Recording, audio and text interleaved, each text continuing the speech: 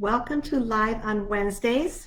Today we're going to talk about how spring cleaning can decrease stress and depression. Okay, it'll help lift your mood.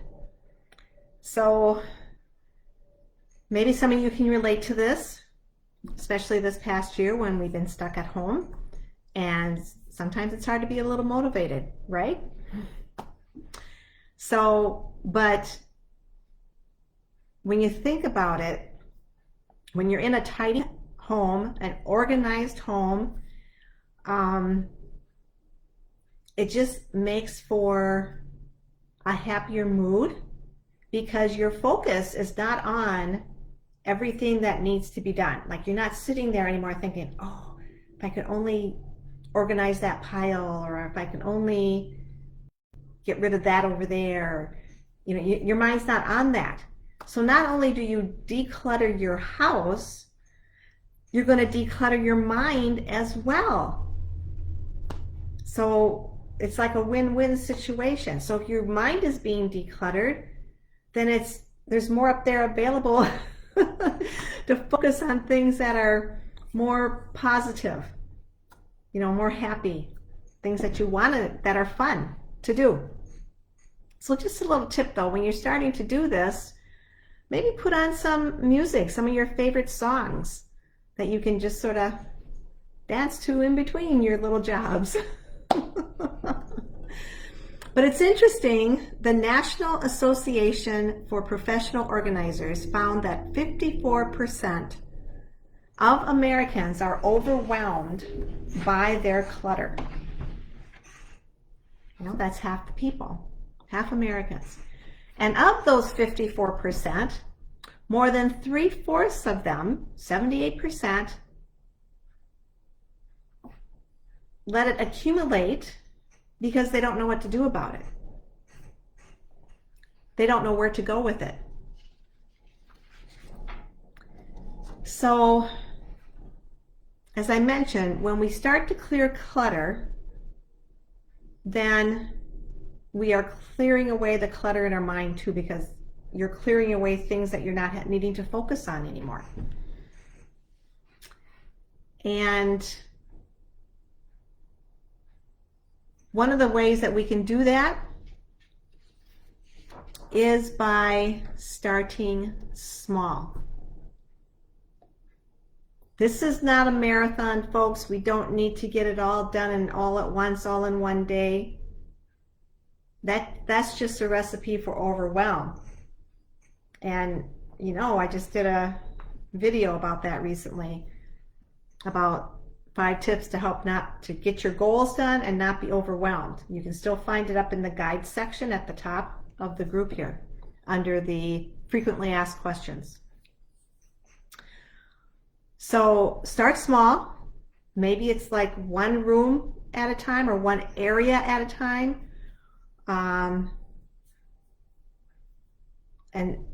I'm not saying one whole project at a time, like let's get rid of all the clothes that have piled up. Maybe you just need to get rid of all the clothes in one room that have piled up. Okay? So it's been suggested that one way we can do this is to use the 4-box method. Now, of course, other ways, once you get this all cleaned up and everything, you don't want to start cluttering up again. Don't start stacking things like your magazines. Don't start stacking them in piles. Don't start throwing unused, unworn clothing under your bed. I mean, if that's you, then there might be some lifestyle changes that need to be made. But the 4-box method has been found to be very successful. So what do I mean by the 4-box method? You have 4 boxes, 4 bags, whatever it might be. You label 1 keep, 1 sell or donate, 1 is trash, and one as store. And everything needs to go into one of those bags or boxes. Okay? So your keep box is just what it is. There's those things that you absolutely have to keep. You cannot part with them. They're too important. Maybe they're just sentimental, whatever it is. Be firm about it. Don't be wishy-washy. If you're wishy-washy, maybe they don't need to be kept. So whatever it is that you really, really treasure, if you really treasure it and you really want it, put it aside, put it in a box or a bag that's marked keep. The second box or bag is sell or donate. So some of the things that you can get rid of, you will probably be able to sell. Maybe you can do when you're able to do it, maybe you can do a garage sale, maybe you can sell it on the Facebook market, something like that. Some type of thing online. But the key is to just get rid of it. Don't just set it aside and say, I'm going to get rid of it, and then it stays there for another year. That's not decluttering. That's just moving it from one spot to another, okay? So if you sell it though, that's extra money for you, money in your pocket that is just sitting there taking up space and collecting dust. Something else you got to clean and move around. If you cannot sell it, then donate it to a good cause. Somebody else, your trash is somebody else's treasure, right? Isn't that the saying? Your trash is somebody else's treasure.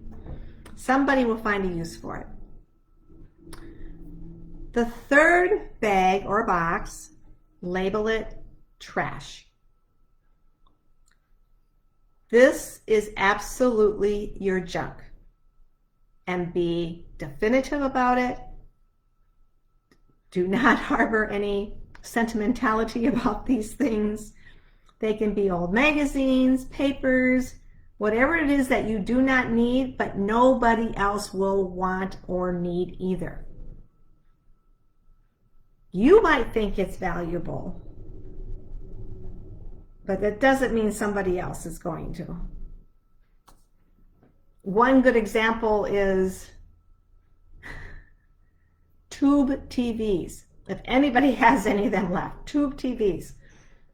You cannot sell them. Nobody wants them.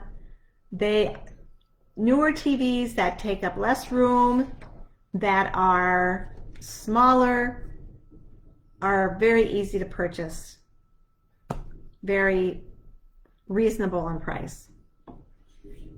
So same way with old computers and things, you can buy new ones for peanuts almost anymore.